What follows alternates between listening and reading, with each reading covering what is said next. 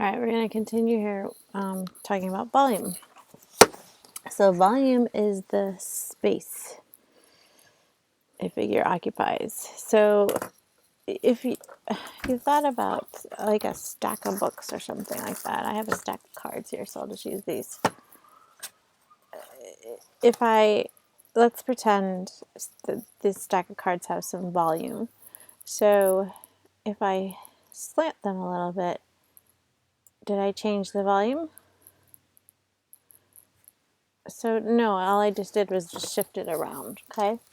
So this mathematician Cavalieri, he said if two space figures have the same height and the same cross-sectional area at every level, then they have the same volume.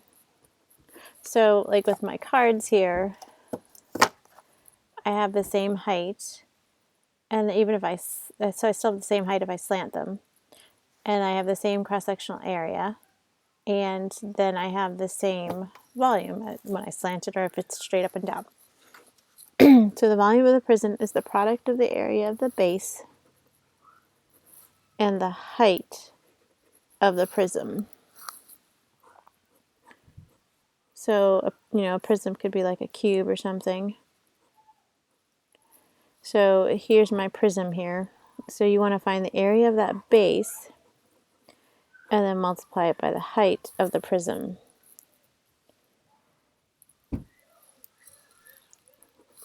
And the units on volume are cubed. So just remember that because you've multiplied 3 dimensions now. So the volume of this rectangular prism, you go ahead and pause it and try it.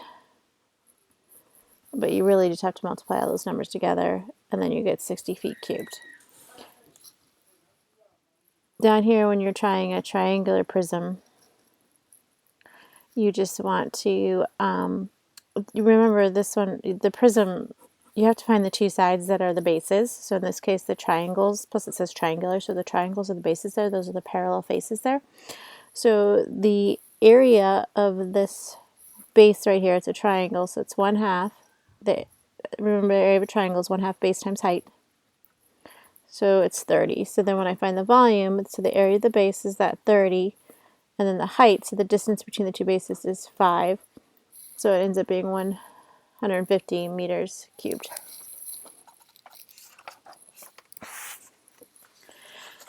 And then likewise, the volume of a cylinder is very similar because it's the product of the area of the base and the height of the cylinder.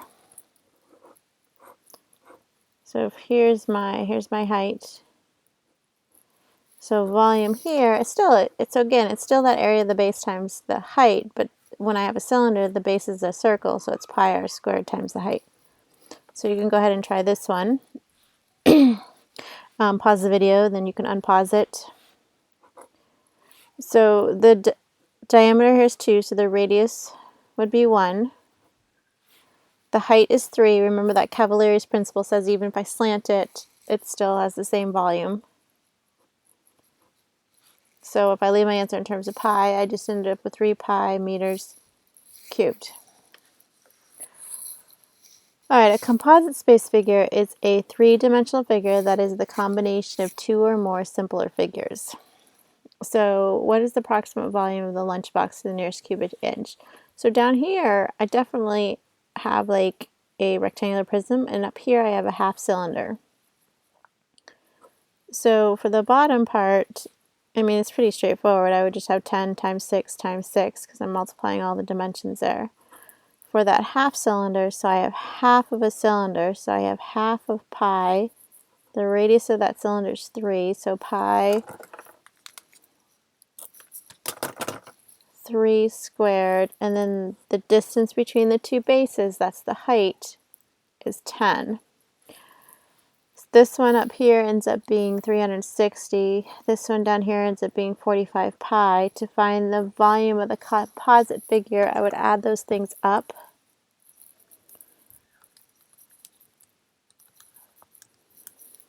And so then I would get, and it says to the nearest cubic inch, so I have 501 inches cubed. All right, so we'll look at two of these problems here. So 25 and 42. All right, 25 is just a little bit, it's just one going backwards. So with 25, it's a triangular prism. So the area of that triangle, this is 25, is 1/2 base times the height. Don't get that lowercase b confused with the capital B. And also when I write the h there, I'm talking about the height of the triangle, not the height of the prism. So I still have that other h. Sorry to be a little bit confusing.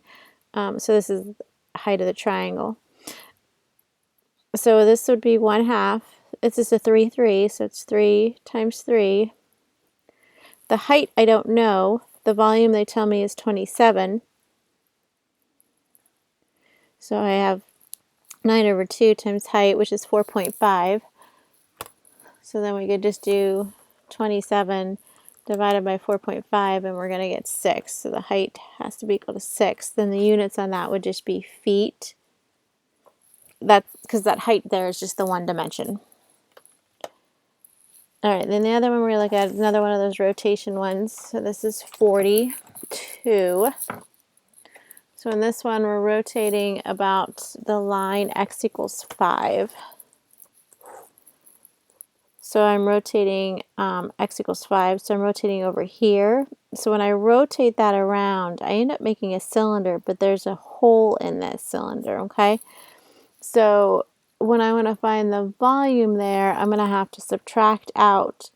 And when I say a hole, like it ends up being kind of like a cylinder with a hole cylinder and like a cylinder hole inside of it, if that makes any sense. So when I find the volume here, to find the volume of the outside cylinder, remember I rotated around the line x equals 5, so I made that radius 5, so the volume is 5. So, I'm sorry, pi r squared, so 5 squared. Then the height of that cylinder is 2. So that's like, that would be the volume of the whole thing, but then I need to subtract out the hole. So the hole in there only has a radius of 1 because 5 is only 1 away from 4. So pi 1 squared, but still has a height of 2. So when we subtract those two things, it says here to it says to find the volume in terms of pi. So when I find the volume here in terms of pi, this one I've got 50 pi. This one I only have 2 pi. So I have 48 pi. And again, we don't have any units here, so I'm just going to say units squared. Okay. Alrighty.